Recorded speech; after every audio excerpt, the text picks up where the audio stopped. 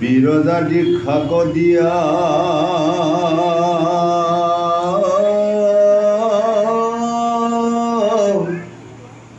মুনিত পুধন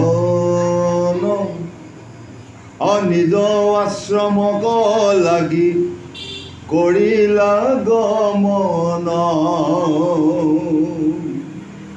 পাছে ৰামগিৰি পৰ্ব তত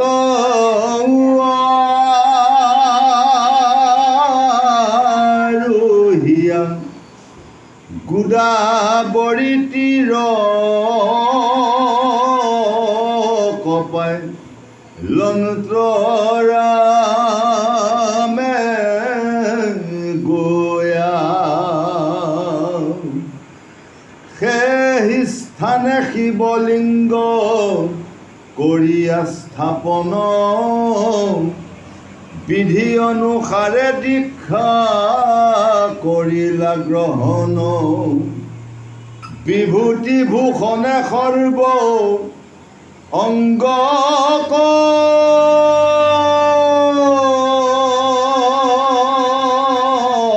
সাজিয়া ৰুদ্ৰাক্ষৰ আভৰণ অপিন্ধিলান গয়া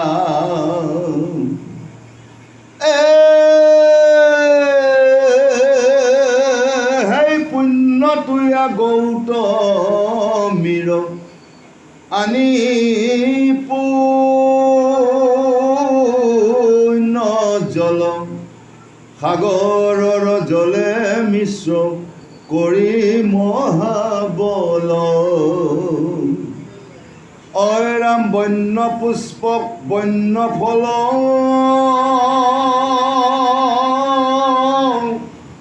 একত্ৰিত কৰি লিংগু পৰে অৰ্চনা ৰিলা জানো পাহৰি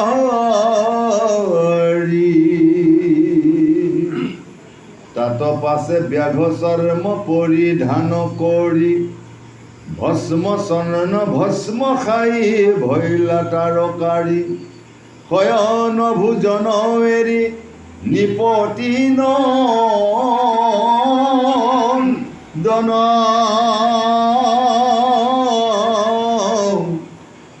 দিবা ৰাতি শিৱ নাম কৰিলা স্মৰণ। জয় শিৱৰাম, জয় শিৱৰাম। হে গুৰু সমস্ত ব্ৰতবৰী সতী লক্ষ্মী স্বৰূপা আই মাতৃ সমস্ত সমাজী শ্ৰী চৰণত আমি কৌটি কৌটি প্ৰণিপাত জ্ঞাপন কৰোঁ আৰু যোৱা সপ্তাহৰ পিছত আজি আমি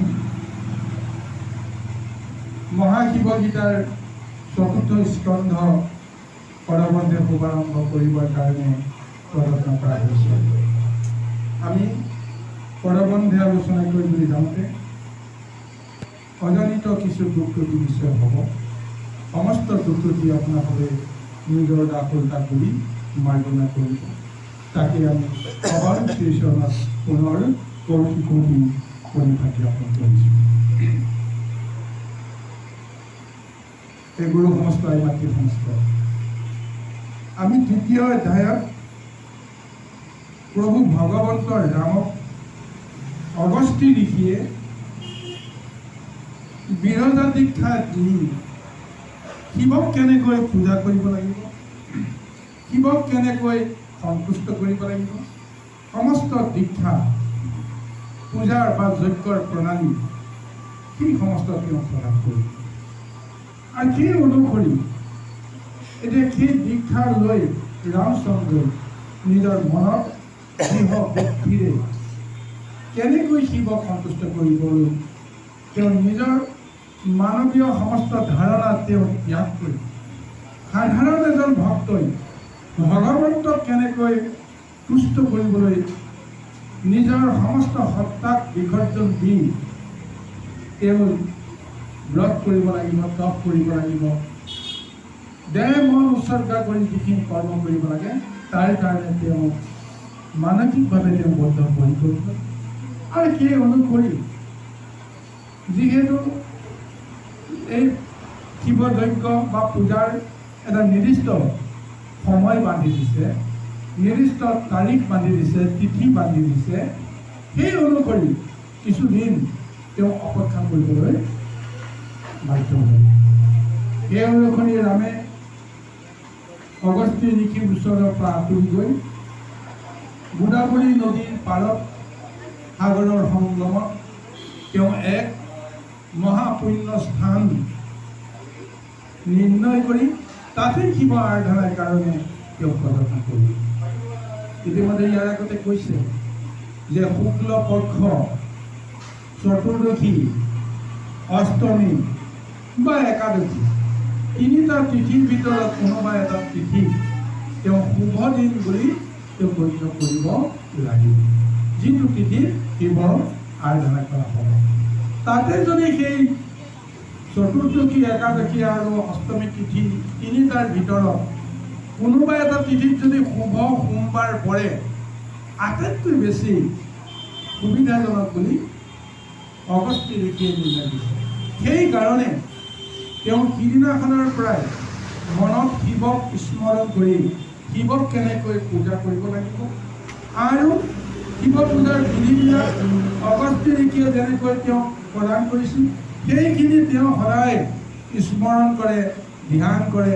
এনেদৰে এক নিৰ্দিষ্ট সময়ত নিৰ্দিষ্ট তিথিৰ কাৰণে অপেক্ষা কৰি কৰি এটা সময়ত সেই সময় সমাগত হ'ল আৰু সমাগত হৈ তেওঁ গোদাবৰী তীৰত সাগৰৰ সংগমত এক স্থান তেওঁ নিৰ্ণয় কৰি ল'লে, যি স্থানত তেওঁ শিৱৰ লিংগ স্থাপন কৰিলে।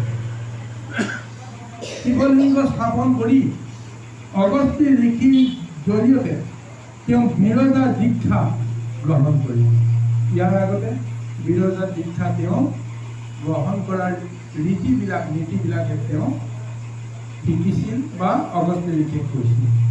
এতিয়া এই সভাখনত অগস্ত্যী ঋষিয়ে বিৰজা দীক্ষাৰ সমস্ত জ্ঞান, তত্ত্ব, আচাৰ আচৰণ তেওঁ প্ৰদান কৰিছিল।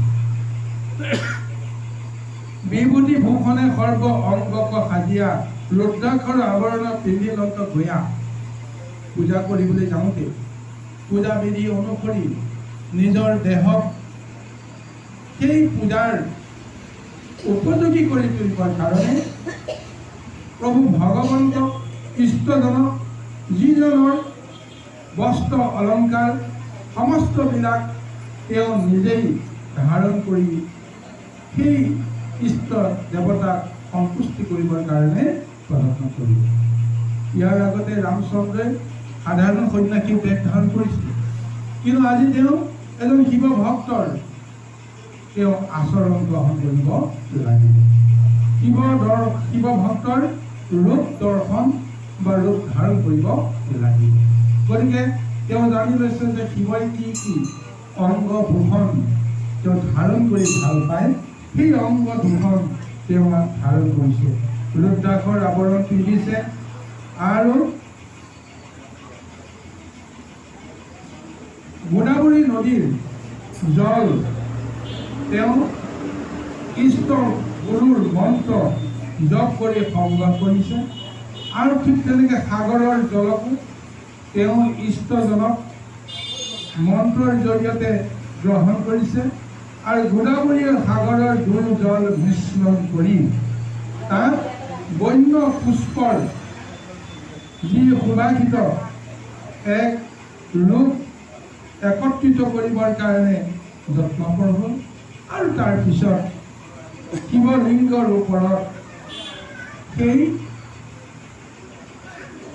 যি পুষ্প জল গোদাবৰী আৰু সাগৰৰ মিশ্ৰিত সেই পূৰ্ণ গংগা জল শিৱলিংগৰ ওপৰত প্ৰদান কৰি শিৱলিংগক স্নান কৰাইছে আৰু তাৰপিছত তাতৰ পাছে ভাগ্যচমা পৰিধান কৰি ভস্মা কৰি ভৰিল তৰকাৰী। তাৰপিছত তেওঁ ব্যাঘ্ৰৰ চৰ্ম পৰিধান কৰিছে আৰু সমগ্ৰ দেহতে তেওঁ ভস্ম ধূলি দোষৰিত কৰি লৈছে আৰু এনেকুৱা এক সময়ত তেওঁ শিৱৰ যিটো ৰূপ সেই ৰূপটোকে তেওঁ ধাৰণ কৰিছে আৰু তাৰপিছত কি কৰিছে? শয়ন ভোজন এৰি নৃপতি নন্দন দিবা ৰাত্ৰি শিৱ নাম কৰিলা স্মৰণ। অগস্ত্য ঋষিয়ে যি বিৰজা দীক্ষা প্ৰদান কৰিলে সেই দীক্ষা মন্ত্ৰৰে তেওঁ দিন ৰাত একাকাৰ কৰি কেৱল শিৱৰ সহস্ৰ নাম স্মৰণ কৰিয়েই শিৱলিংগত তেওঁ পূজা অৰ্চনা কৰিয়েই তেওঁ সময়বিলাক অতিবাহিত কৰিছে। গতিকে গুৰুসকলে মাতৃসকল এই যি শিৱৰ পূজা আৰম্ভ কৰিছে, এই শিৱ পূজা আৰম্ভ কৰিবলৈ যাওঁতে যেতিয়ালৈকে শিৱ সন্তুষ্ট নহ'ব তেতিয়ালৈকে যি শুভ দিনৰ পৰা এই যজ্ঞ আৰম্ভ কৰিছে একাধাৰে সেই পূজাৰ বিধিতে তেওঁ নিমগ্ন থাকিব লগা হৈছে। এনেকুৱা এখনত তেওঁ যে ৰজাৰ পুত্ৰ আছিল বা ৰজাৰ পুত্ৰ হয় এই ধাৰণাও তেওঁ ত্যাগ কৰিলে। তেওঁ যে বনবাসলৈ আহিল এই ধাৰণাও তেওঁ ত্যাগ কৰিলে। তেওঁৰ ভাৰ্যাক যে ৰাৱণে হৰণ কৰি লৈ গ'ল এই ধাৰণাও তেওঁ ত্যাগ কৰিলে। কেৱল বৈৰাগ্য এক ভাৱনাৰে শিৱক সন্তুষ্ট কৰিবৰ কাৰণে গুৰুৰ মন্ত্ৰক আশ্ৰয় কৰি তেওঁ কৰ্মখিনি কৰিবলৈ প্ৰযত্ন কৰিছে। ইয়াৰ জৰিয়তে ইয়াৰ আগতেই অগস্ত্য ঋষিয়ে কৈছিল শিৱক যদি সন্তুষ্ট কৰিব লাগে তেতিয়াহ'লে নিৰ্মল হৃদয়ৰ সৈতে নিৰ্মল ভকতিৰে সৈতে বৈৰাগ্য ভাৱনাৰ সৈতে শিৱক তুমি পূজা কৰিব লাগিব, যজ্ঞ কৰিব লাগিব।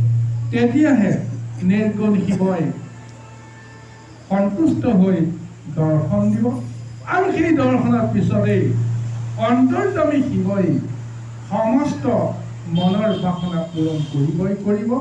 এই তত্ত্বক আধাৰ কৰি লৈ সেই নিৰ্গুণ বৈৰাগ্য শিৱক পাবলৈ নিৰ্গুণ ভকতি কৰিব বা নিৰ্মল ভকতি কৰিব লাগিব, যিটো আজি ৰামচন্দ্ৰই এই পূজা বিধি তেওঁ এনেদৰে কৰ্মযোগ কৰিছে। কিন্তু লগতে এটা কথা লক্ষ্য ৰাখিব লাগিব, তেওঁৰ ভাতৃ লক্ষ্মণ লগতে আছে, কিন্তু এইখনত লক্ষ্মণৰ প্ৰতিও তেওঁ কোনো ধ্যান ধাৰণা নাইকিয়া হৈ গৈছে। কাৰণ পূজাটো তেওঁহে কৰিব লাগিব। লক্ষ্মণে কেৱল সাৰথি হৈ তেওঁৰ পূজাৰ সামগ্ৰী য'ত যি লাগে সমস্তবিলাক যোগান ধৰাৰ কাৰণে তেওঁ পুথি কৰা নাই। কিন্তু ৰামচন্দ্ৰ লক্ষ্মণৰ প্ৰতি কোনো ধ্যান ধাৰণা নাই। লক্ষ্মণে কি খাইছে, কি বিচাৰিছে ইত্যাদি ইত্যাদি নজৰ কাণটো নাই। নিজৰ প্ৰতিও তেওঁ এই চিন্তাধাৰা নাই। অৰ্থাৎ এইখনৰ পৰাই তেওঁ আহাৰ আৰু নিদ্ৰা ত্যাগ কৰি কেৱল শিৱৰ পূজাত শিৱৰ ব্ৰতত তেওঁ নিমগ্ন হৈ আছে।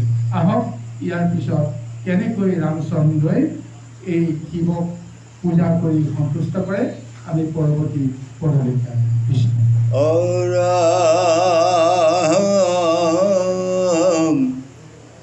বায়ুবহনে বন্য জন্তু সবাকো পেখি নাম সহস্ৰক জপি থাকিলা পাখি এক মাস নীলাও ৰামে ফলা ভখি আৰু এক মাস নীলা পৰঠাখনে বহি তৃতীয় মাসত জ্বলা হাৰবিনেয়ান নুভোজন ৰঘুপতি মাত্ৰ জিত কাম চতুৰ্থ মাসত যেবে ভৈলা উপনীত বায়ু বিনে নুভুঞ্জয়ানক কদাচিত চিত্ৰশান্ত মনশান্ত প্ৰসন্ন বদন জিতেন্দ্ৰিয় জিত কাম অকৰিয়া নন্দন চিত্ৰবৃত্তি নিৰোধ কৰিয়া যোগ বলে শিৱক চিন্তিবে লৈলা হৃদয় কমলে সুৰেশ্বৰী গংগা ক্ষীৰে বহে যি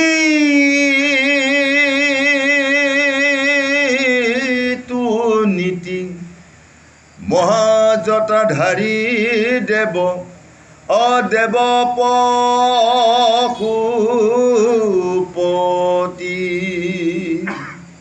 ত্ৰিনয়ন চতুৰ্ভুজ মহাশূলধাৰী কোটি সূৰ্য পৰা জেতা দেৱতী পুৰাৰী আৰাম বিদ্যুৎ বৰণ জাৰ মহিম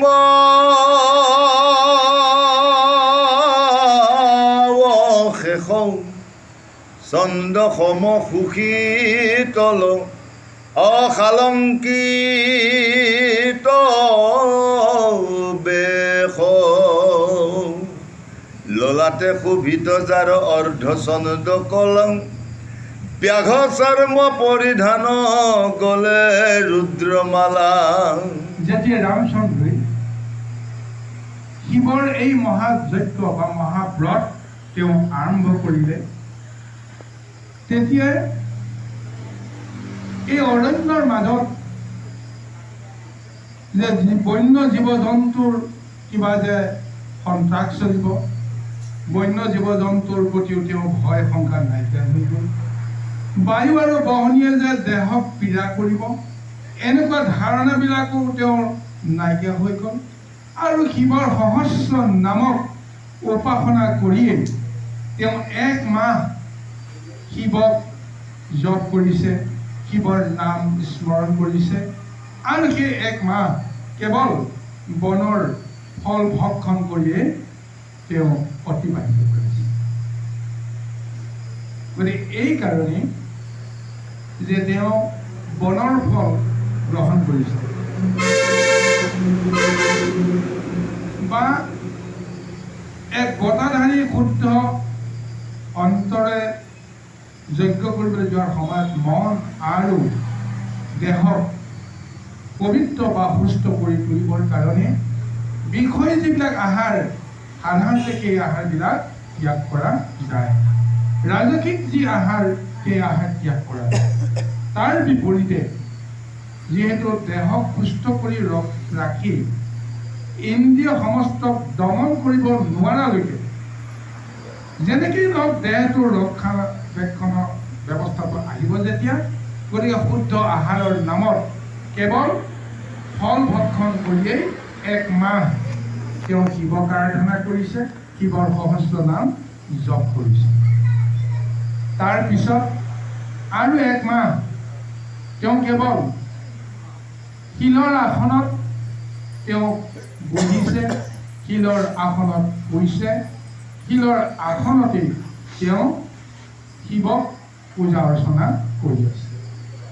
আৰু 1 মাখন নীলা পাৰ্থাসনে বহি পাথৰৰ যি আসন সেই পাথৰৰ আসনতে তেওঁ বহি তেওঁৰ যজ্ঞৰ সমস্ত কৰ্মখিনি তেওঁ সাধন কৰি গৈ আছে।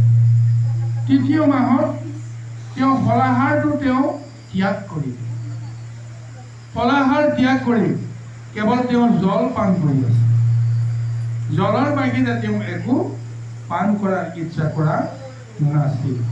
3য় মাহত জলাহাৰ বিনে আন নুভুজন্ত ৰঘুপতি মাত্ৰ জিত কাম।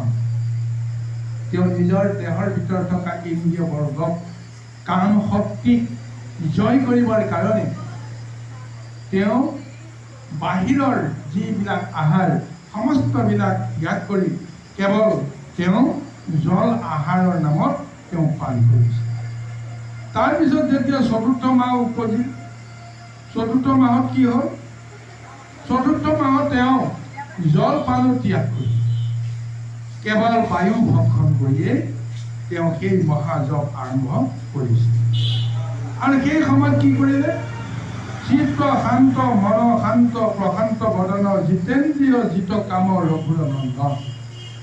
যেতিয়া প্ৰাকৃতিক আহাৰ বায়ুৰ বাহিৰে সৰ্বস্ব তেওঁ ত্যাগ কৰি, গতিকে সৰ্বস্ব ত্যাগ কৰি তেওঁ মনত যিমানবিলাক ইন্দ্ৰিয় বাসনা আছিল সেই সমস্তবিলাক জয় হৈ গ'ল। কোনো কাৰণতে দেহে কষ্ট অনুভৱ নকৰা এনেকুৱা এটা অৱস্থাত তেওঁ আহি গ'ল। সেইখিনি সময়ত তেওঁৰ মন চিত্ত সম্পূৰ্ণ সুস্থ হ'ল আৰু আনন্দ মন তেওঁৰ হৃদয়ত জাগৰণ হ'ল। যাৰ ফলত তেওঁ কি কৰিছে? চিত্ত বুদ্ধি নিৰোধ কৰিয়া যোগ বলে শিৱক চিন্তিতে লৈয়া হৃদয় সময়। ইয়াৰ পিছত তেওঁ আৰু ভাবিব লগা নাই, কৰিব লগা নাই। য'তেই আসন পাৰি বহি আছে তাতে তেওঁ বায়ু ভক্ষণ কৰিয়ে চিত্ত শুদ্ধ কৰিয়ে সেই যোগ পুৰুষ ভগৱন্ত শিৱৰ সহস্ৰ নাম জপ কৰাৰ লগতে সেইজন শিৱৰ মূৰ্তি তেওঁ ধাৰণ কৰি লৈছে। সেই মূৰ্তি স্মৰণ কৰি তেওঁ নিজৰ হৃদয়ত তেওঁ কল্পনা কৰি দিছে। হৃদয়তে যেন সেইজন শিৱই আসন পাৰি বহি আছে, সেইজন শিৱক দেখিলে কেনেকুৱা লাগে, এনেকুৱা এক ধাৰণা তেওঁ মনলৈ আহিছে। সেইখিনিকে স্মৰণ কৰিছে। সেই শিৱৰ মূৰ্তিটো তেওঁ এইদৰে কল্পনা কৰিছে। সুৰেশ্বৰী গংগা শিৰে বহে যিটো নীতি, মহাজটাধাৰী দেৱ দেৱ পশুপতি। সেইজন শিৱ, তাৰ যিটো ৰূপ, সেই ৰূপত এনেকুৱা এক দৃষ্টি প্ৰথমতে আহে। তেওঁৰ জটাৰ মাজত দেৱতাসকলৰ ঈশ্বৰী বুলি যাক কোৱা যায় গংগা দেৱী, সেই গংগা দেৱী তেওঁৰ জটাৰ মাজত সদায় আনন্দ মনেৰে বহি জগতৰ প্ৰতি তেওঁ কৃপা কৰি আছে। তিনয়ন চতুৰ্ভুজ মহাসুৰধাৰী কোটি সূৰ্য পৰা জেতা দেৱতী পুৰাণী। তেওঁ তিনিটা নয়নৰে সৈতে ত্ৰিনেত্ৰধাৰী তিনয়ন বুলি তেওঁক কোৱা হৈছে। আৰু সেই শিৱক সাধাৰণ দৃষ্টিত দ্বিভুজী ৰূপত সকলোৱে দেখা পায়, কল্পনা কৰে। কিন্তু প্ৰকৃততে সেই শিৱ আচলতে দ্বিভুজী নহয়, তেওঁ চতুৰ্ভুজী।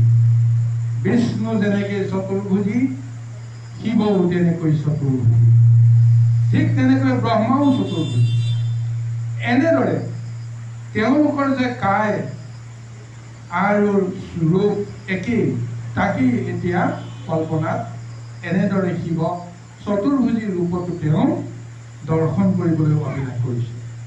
তেওঁ মহা ত্ৰিশূল যেতিয়া হাতত লৈ আছে, সেইকাৰণে সৰ্পখনতে তেওঁৰ হাতত যেতিয়া মহা অস্ত্ৰ ত্ৰিশূল থাকে, সেই ত্ৰিশূলক তেওঁৰ হাতত ধৰাৰ কাৰণে তেওঁ ত্ৰিশূলধাৰী দি দিছে।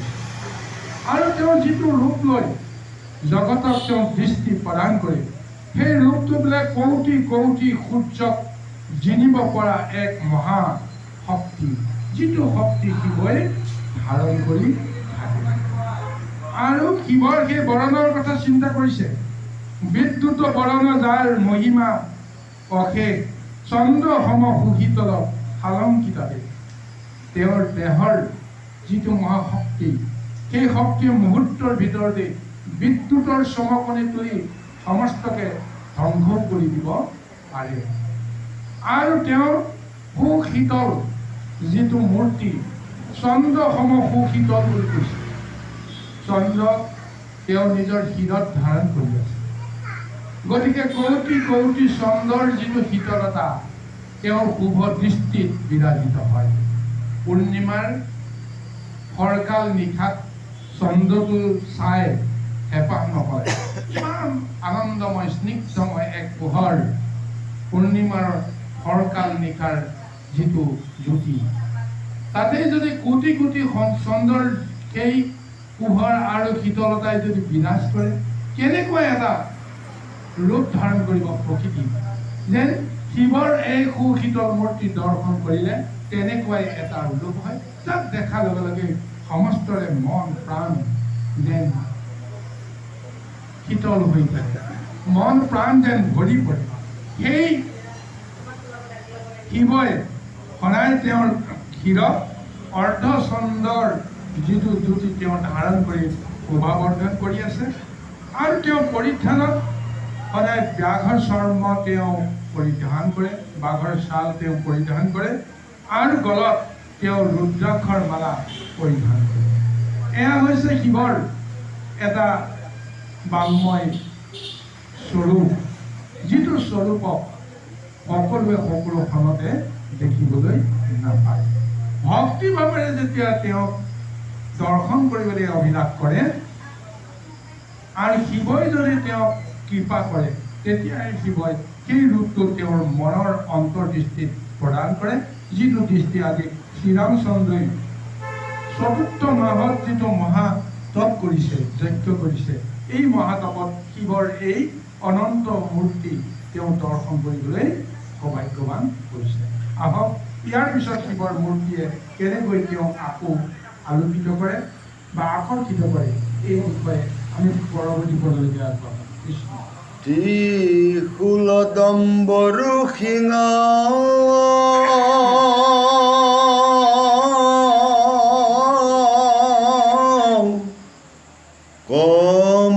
কমণ্ডলু হাতে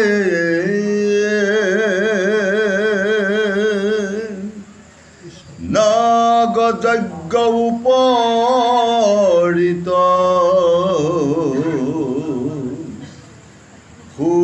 সুভেজাৰ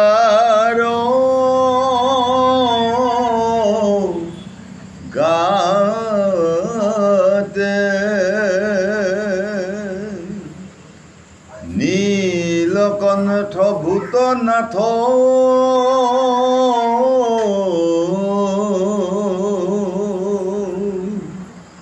জিতু পঞ্চানন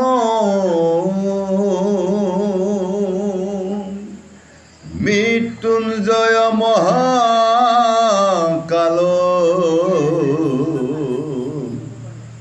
শশাঙ্ক ভূ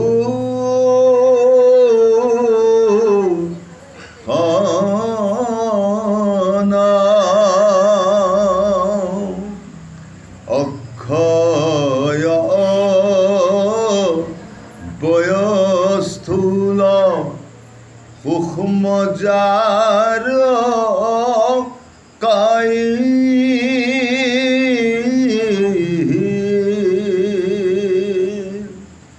সুৰা সুৰে খেবে জাৰ চৰণ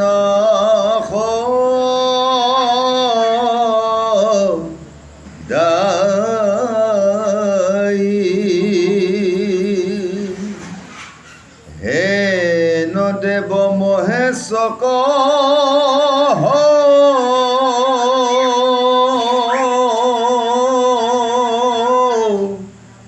চিত্তে কৰি ধ্যান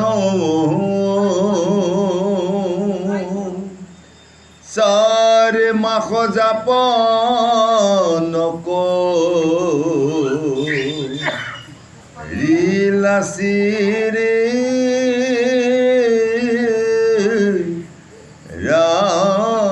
ৰাম আৰাম শয়ন ভোজন নাহি নাহি কে বিকাৰ সহস্ৰ নামক জপে জপে বাৰম্বাৰ অন্তৰে শব্দ এক শুনিলা ৰাঘবে প্ৰলয়ৰ মেঘ যেন ভয়ঙ্কৰ ৰাবে অৰামে খুৰা খুৰ সবে মহাহুলস্থুল কৰি অসমুদ্ৰ মন্থয় যেন মন্দৰক ধৰি নতু মহাৰুদ্ৰ বানাগ্নিচ্যুত লাগি ত্ৰিপুৰৰ পুৰী খব পৰে ভাগি ভাগি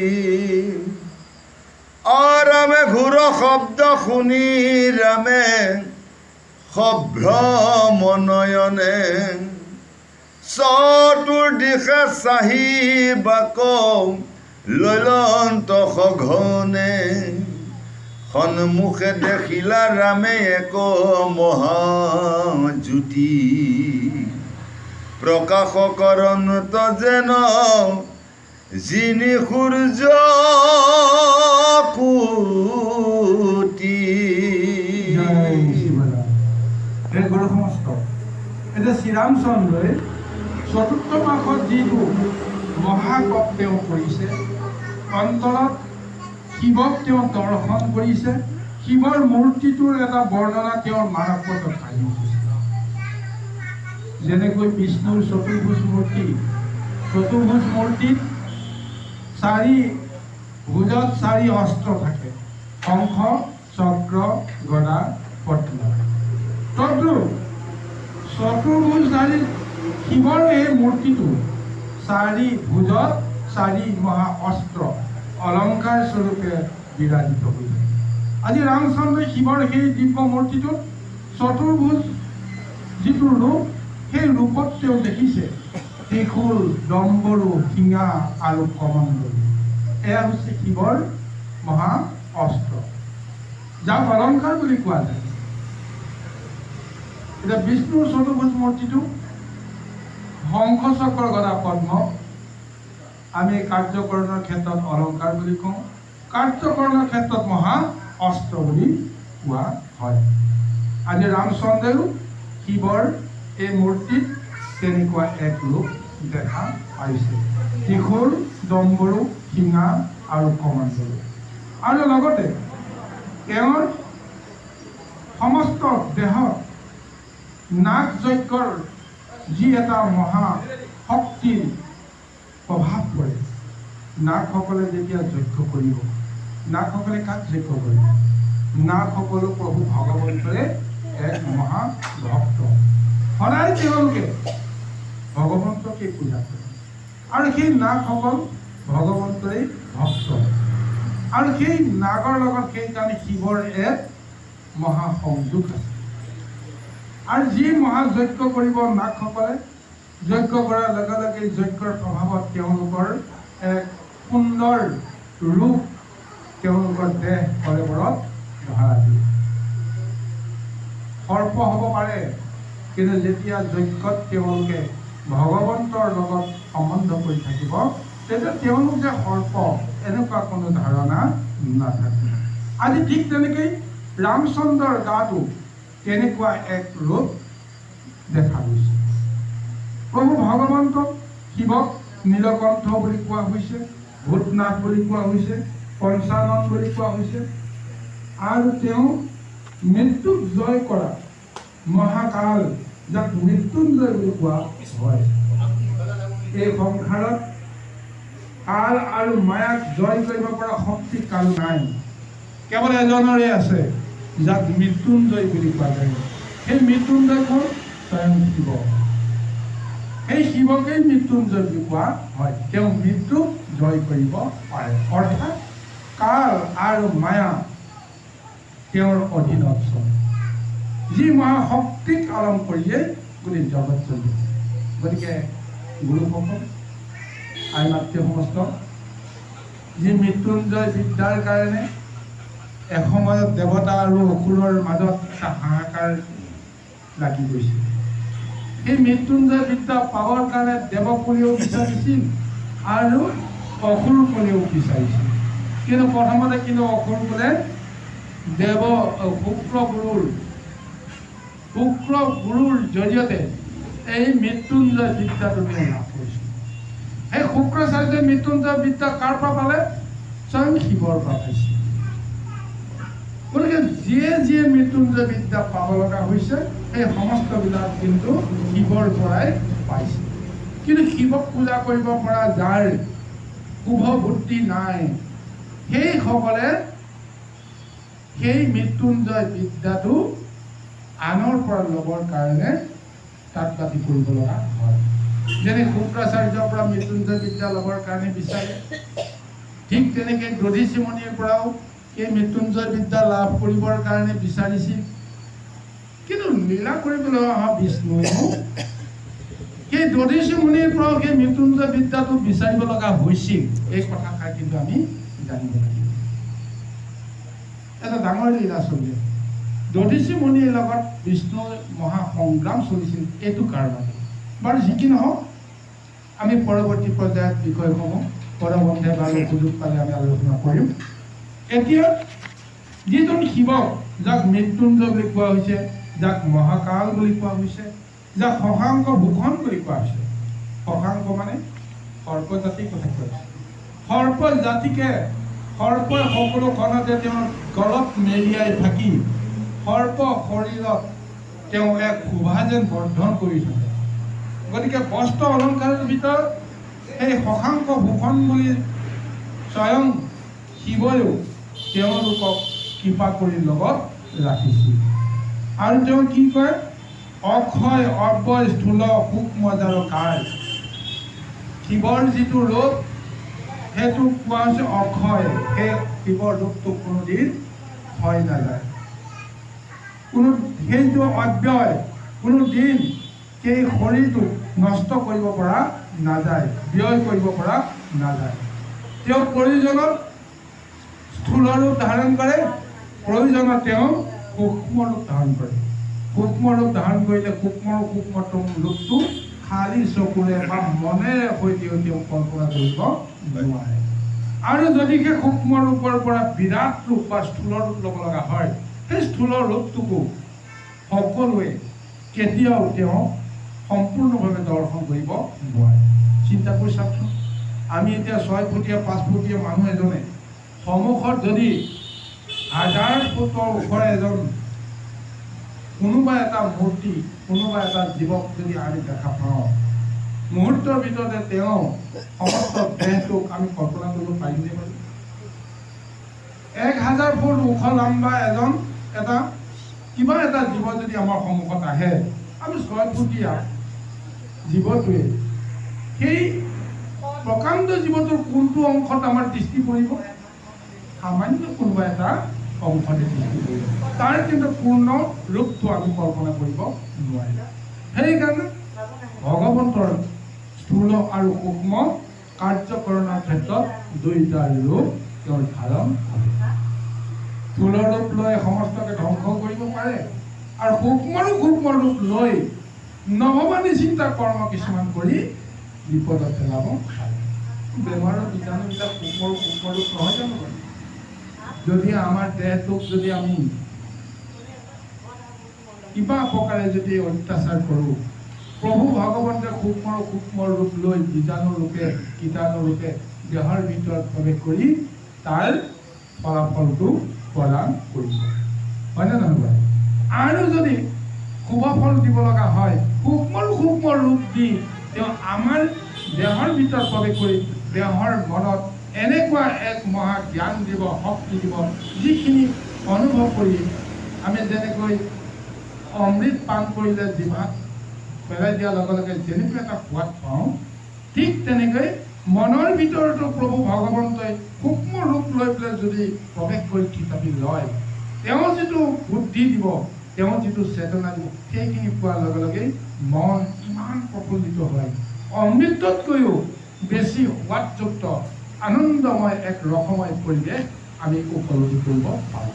তদ্ৰুপ সেই এক স্বৰূপ আজি শিৱৰ দেহৰ ভিতৰত ৰামচন্দ্ৰই কল্পনা কৰিছে। আৰু এনেকুৱা এটা দিব্যৰূপ কল্পনা কৰি শিৱৰ সহস্ৰ নাম জপ কৰি তেওঁ অন্তৰৰ সৈতে তুতি কৰি আছে। আৰু এইখিনি কৰিবলৈ যাওঁতে তেওঁ শয়নো ত্যাগ কৰিলে, ভোজনো ত্যাগ কৰিলে।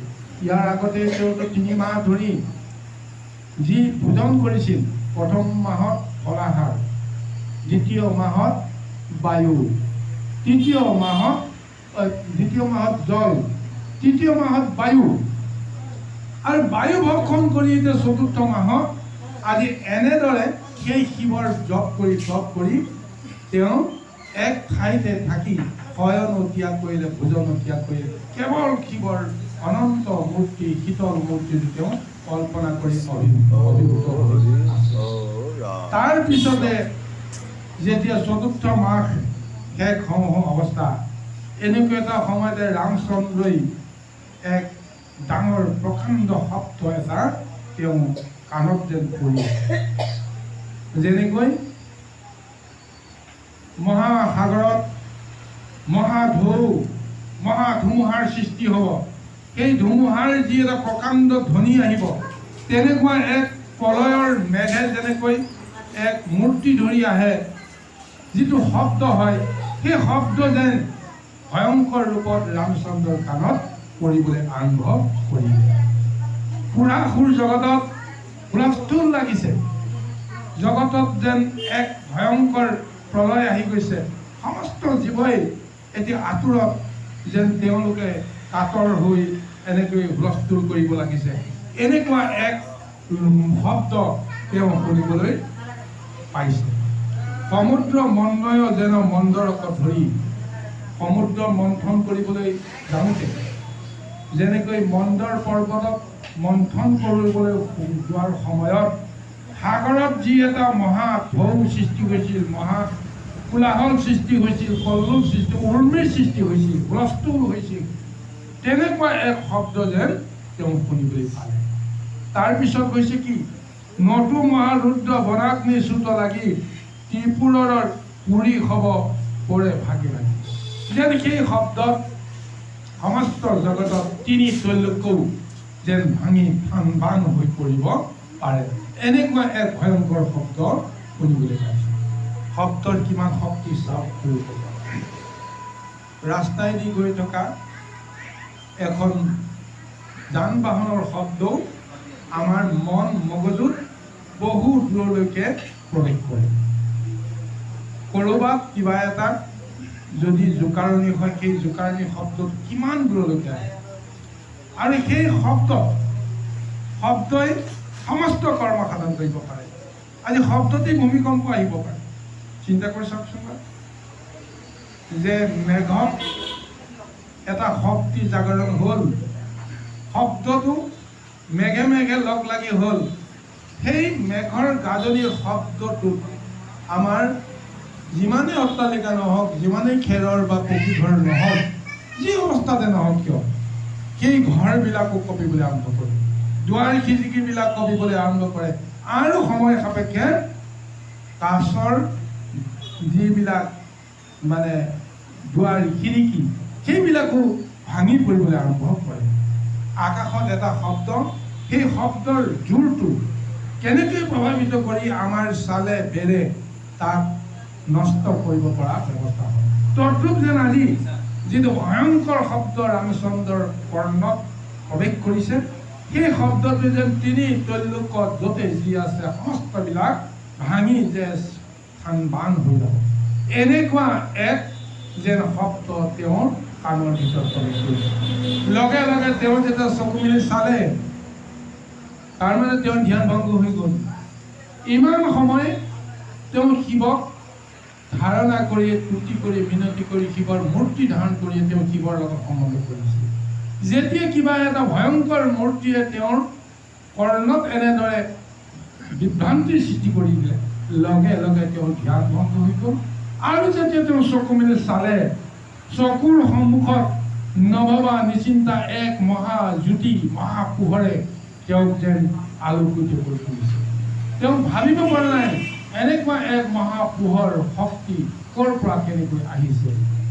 এটা সূৰ্যৰ পোহৰ আমি বহুত দূৰৰ পৰা কল্পনা কৰোঁ, কিন্তু একেটা সূৰ্যৰ পোহৰ যদি চকুৰ আগতে লক্ষ কোটি ৰূপ লৈ যদি আহে কেনেকুৱা এটা অৱস্থা হ'ব। তদ্ৰূপ যেন আজি বিস্ময় মানিছে কি এক মহাজ্যোতি আহি ৰামচন্দ্ৰৰ চকুৰ আগত থিয় হৈছে। এতিয়া তেওঁ বুজিবলৈ সক্ষম হোৱা নাই। আহক এই মহাজ্যোতিৰ উৎস বিচাৰি আমি পৰৱৰ্তী পদলৈকে কৃষ্ণ অৰাম সশংকিত মনে ৰামে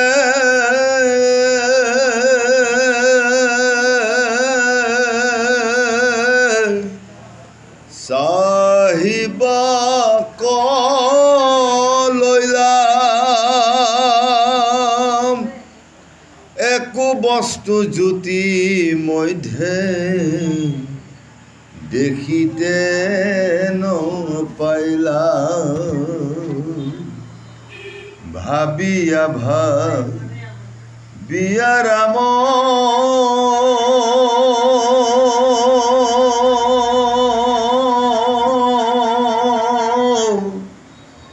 ভৈলা অন্ধ্ৰ প্ৰায় ৰাক্ষসৰ মায়া বুলি ভৈলাখন ঢুকাই অ হৰি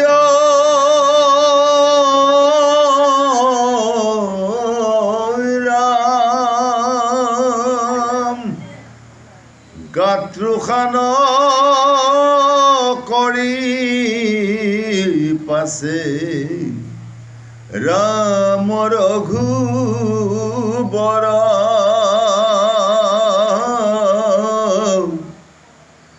মায়া কবি নাখো বুলি লৈলা ধনু খৰ তীক্ষ্ণ খৰ ধনু তজু ৰিয়া পাছে ৰাম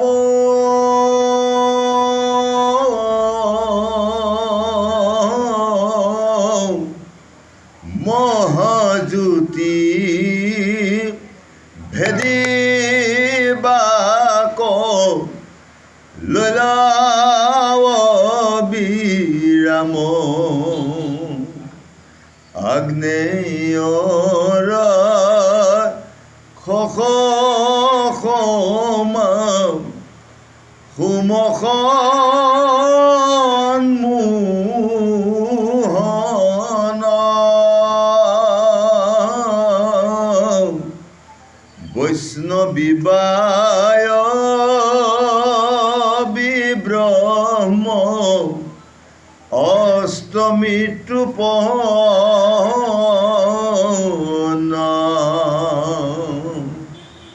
একে একে ৰামচন্দ্ৰে নিক্ষেপ কৰিলা তবু সেই জ্যোতি ভেদি বেদি বাক নপাৰিলা জলদগু টিকা যে ন সমুদ্ৰে পৰিলা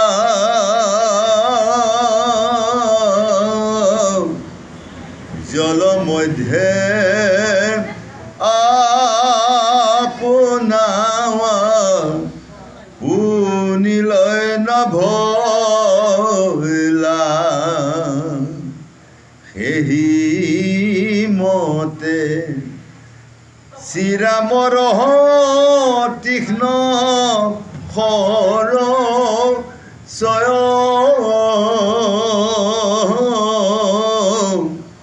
মহাজ্যোতি গৰ্ভে পখি নিজে ভৈলা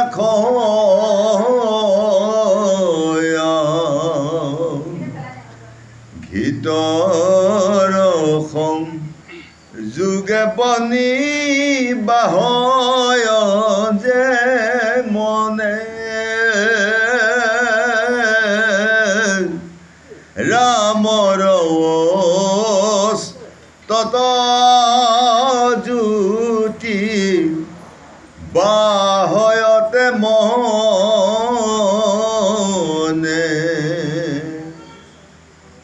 ৰামে চক্ষুত চমক লাগি লনত